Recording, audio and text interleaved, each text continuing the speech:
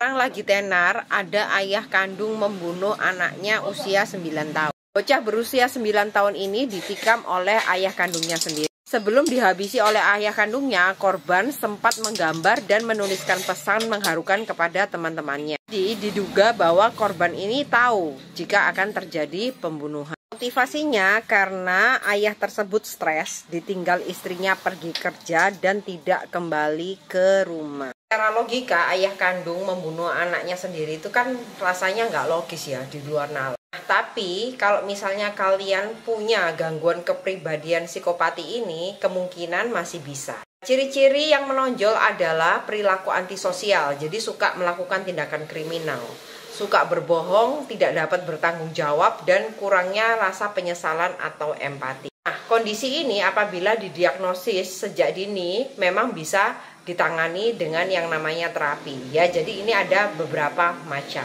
Namun apabila kita mengikuti beritanya lebih lanjut, saya lebih menemukan dugaan kalau dia ini sosiopat, bukan psikopat. Kenapa? Karena setelah dia mengetahui pesan dari anaknya berupa gambar, dia masih menangis. Ya berarti kan ada indikasi ya kalau dia itu masih merasa bersalah. Nah, dalam penanganan sebenarnya untuk menangani sosiopat ini masih lebih mudah dibandingkan psikopat. Karena pada dasarnya kalau sosiopat ini dia tidak ada gangguan fungsi otak. Jadi biasanya untuk yang sosiopat ini biasanya lebih banyak diajak ngobrol dan kita harus menggali kehidupan pribadinya dari masa anak-anak sampai dewasa. Kita harus mengetahui apa sumber yang membuat dia itu sakit hati. Ya kalau misalnya secara agama kita ngomongnya itu luka batin. Apabila faktor itu sudah didapat dan dilakukan pemberesan.